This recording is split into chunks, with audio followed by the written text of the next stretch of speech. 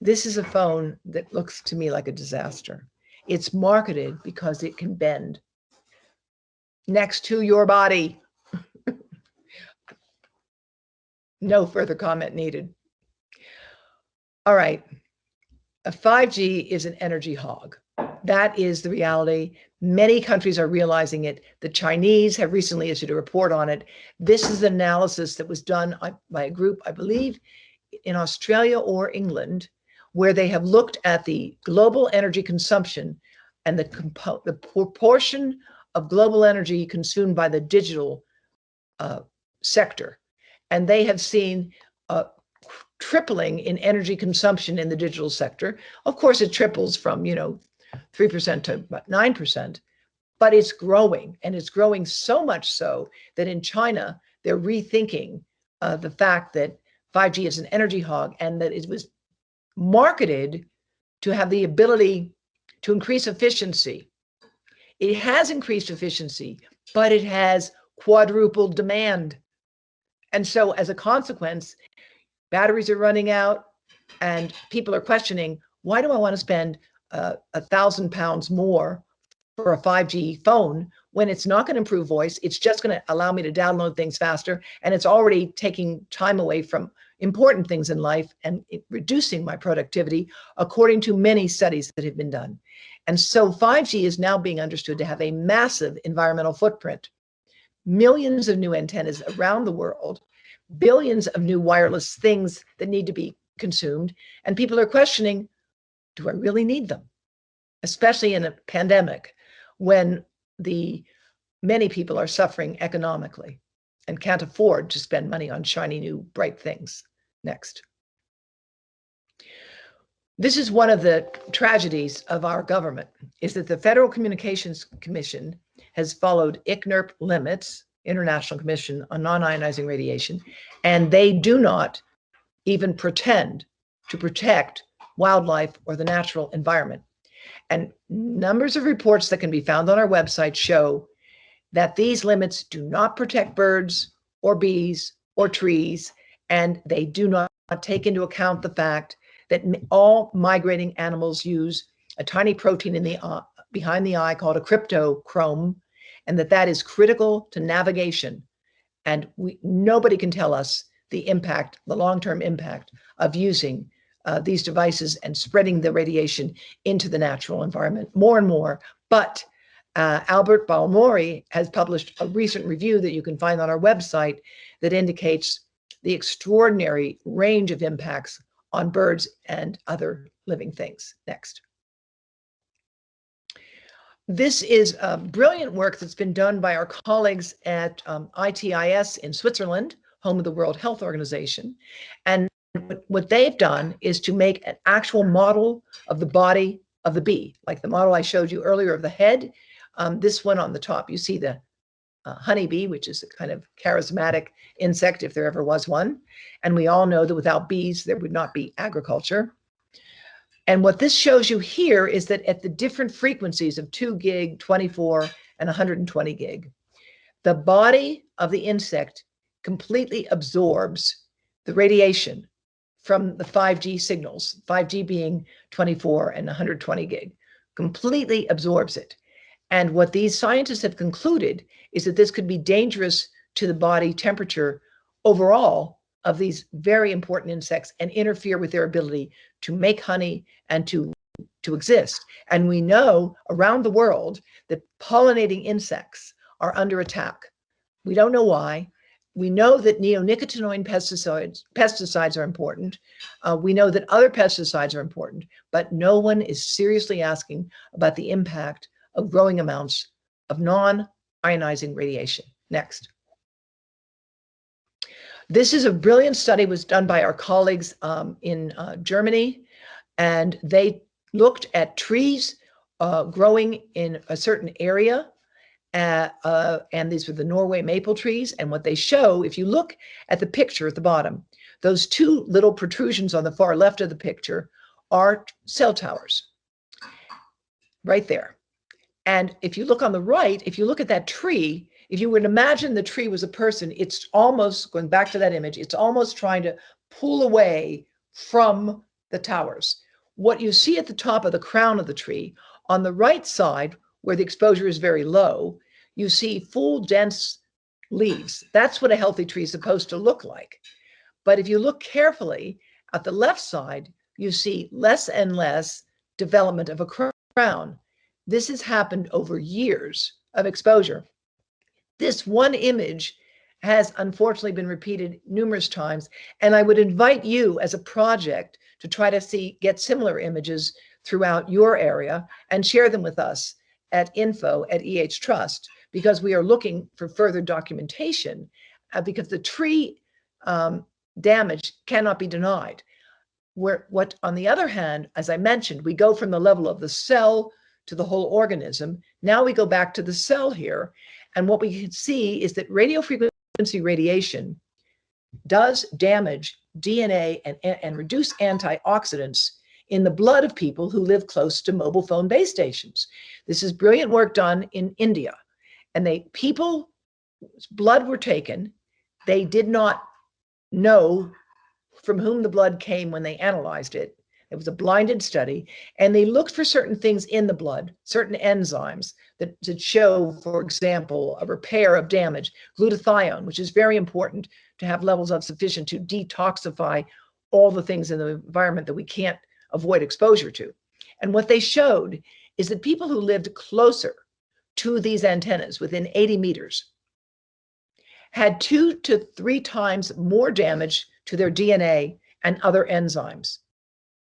Very important work, recently corroborated by a very important report that came out of Switzerland, the Berenas group, headed by Mikey Mevison, that also confirmed clear evidence that current levels of wireless radiation can increase free radical formation, and that this formation of free radicals, think of it like Pac-Man, can go and actually, free radicals can damage things in the cell that it might like to damage. Next. Now, Theodora, I think I'll let you at this point begin to talk about these banned advertisements. So in the United Kingdom over the years, there have been advertisements that have been put forward by environmental groups and health education groups to educate about 5G and cell phones. However, when they have been put up or gone online as a public campaign, they've actually been taken down after attacks that were expected to be from industry-connected groups, arguing that they breached rules as they were misleading and so forth. And here's an ad, How Safe is 5G, that simply quotes scientists, like the scientific appeal, the 5G appeal regarding 5G. Scientists and doctors call for a moratorium on the rollout of 5G.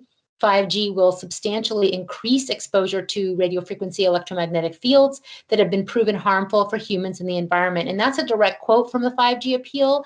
And then they have a quote from the Ramazzini Institute that found cancer from radiofrequency radiation, and these were taken down. Here's another one.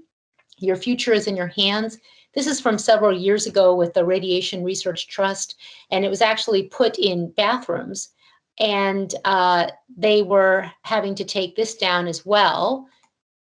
Also, these two. One was How Safe is Your Phone, that talks about the science and the classification of radiofrequency radiation as a class 2B possible carcinogen from 2011.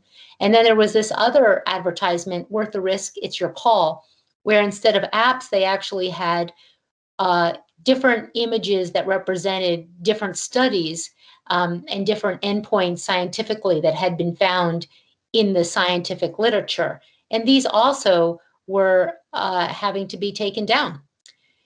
In the United States, there are 2 important articles that were just published, one by the Washington Spectator called Wireless Hazards, and it follows the industry influence into the science of 5G and also the policy of 5G, and just how many billions of dollars are moving forward on this issue, and how the issue of human and environmental risks have been buried and not put forth as they should be. We really don't have protections in the United States. And then also another article here that is wireless technology and environmental health risk, published by this in the Society of Environmental Journalists journal, which is online. You also can listen to a podcast I just did with Katie Alvrod on this issue, and she documents the health and environmental effects and sort of makes recommendations on stories that environmental journalists can cover related to this issue. Something that we also are not told when we look at the advertisements online is issues related to the electronic waste, the e-waste of all of these new devices that we keep replacing every year or every few months. The carbon footprint, as Dr. Davis talked about, the conflict minerals and the minerals used in the phones when you are in the making of the phones, where there are human rights abuses, child labor, the inhumane working conditions. And this is an image from suicide nets that were put up several years ago because workers were actually throwing themselves out the window because there were such poor working conditions. Also, there are toxins in manufacturing that are not talked about. There's many lawsuits related to leukemia and other cancers where workers who are working on the phones, putting them together, have become sick because of the chemicals that you bathe the chemical components in. And of course, the radiation exposure. And yet none of this is captured in the advertisements of industry. Now, there are over 20 governments which recommend to reduce cell phone radiation, especially to children. They don't say, if you are worried. They actually say, we recommend that you reduce exposure to your brain. However, not all these countries say it in the exact same way. So some countries, you don't even know that there is a recommendation in your country, and others have much more comprehensive recommendations, like I'll discuss now. So Public Health England just updated their website. Many people aren't aware of this in February 2020, stating that that the international guidelines, they believe, provide protection that's related to how much radiation phones can emit. But uncertainties in the science suggest some additional level of precaution is warranted. And they state excessive use of mobile phones by children should be discouraged. And they recommend different ways to reduce exposure, like keeping it away from your body, not putting it to your head, using a hands-free kit, keeping calls short, and so forth, all of which we have on our website as well. However, there have been a lot of changes to what the United Kingdom has put forward.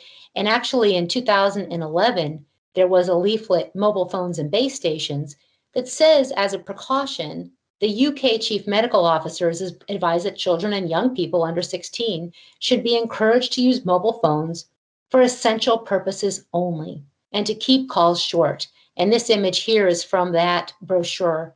There are also other brochures that have changed over time. We track what governments are doing. And interestingly, in the United Kingdom, this information seems to have been sort of disappearing off the websites, where in other countries, there's more and more action to protect people. So in France, which has some of the most comprehensive policy, which we would consider more protective than many other countries, they banned cell phone advertising aimed at young children back in 2010, banning the sale of cell phones, like Belgium and Israel, made for children to limit radiation exposure. Just recently, in 2016, they issued a report recommending that all wireless devices, not just cell phones, including cordless phones, toys, wireless baby monitors, and surveillance bracelets, that they should have the same regulations being followed as cell phones. That means that we should test the radiation levels at different positions of use, and that there be warnings that are posted more publicly. I'm just going to hop over to that image you see. A mobile phone before you're 12, no way. Let's keep them healthy and away from mobile phones. That's actually from a large campaign back in 2008 in Lyon, France, to educate people that their children not use cell phones. Now, most recently, in 2019, the ministers ordered that there be labeling on the phone, which is the following: use radio equipment under good reception conditions to reduce radiation received.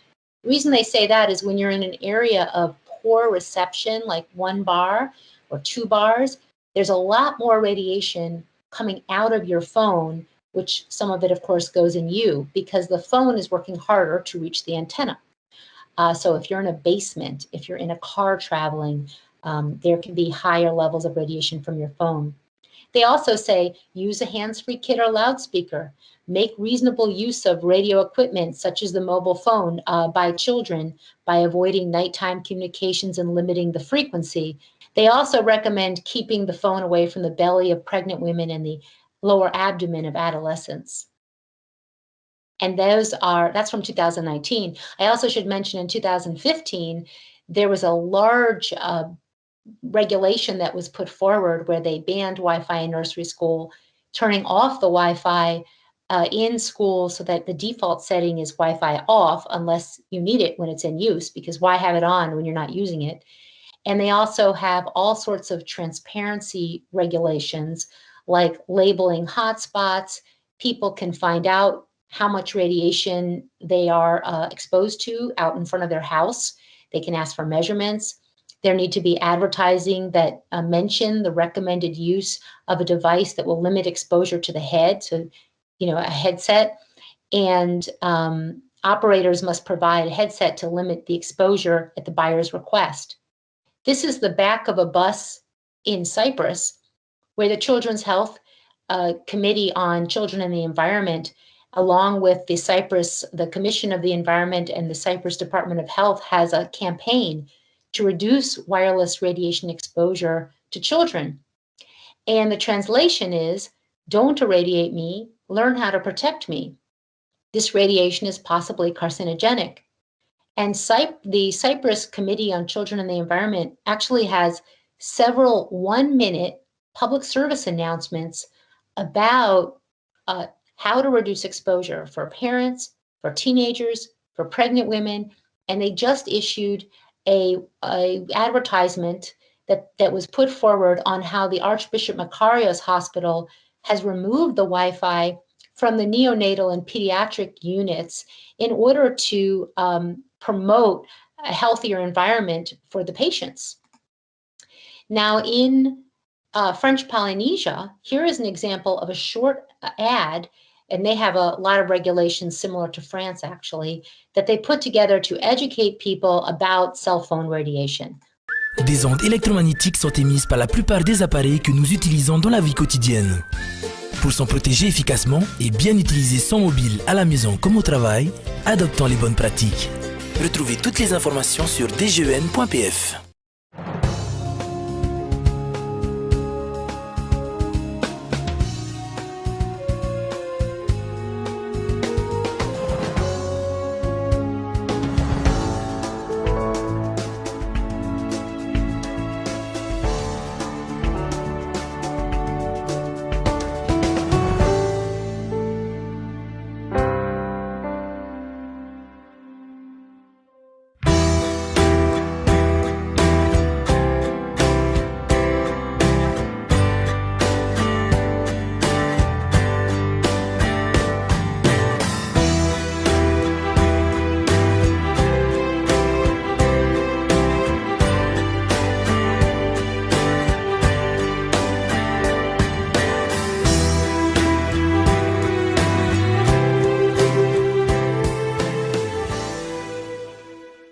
So you can go to our website at Environmental Health Trust, ehtrust.org, and we have a newsletter if you're interested in following our work and staying up to date with the science. We have more information on our website. Thank you so much.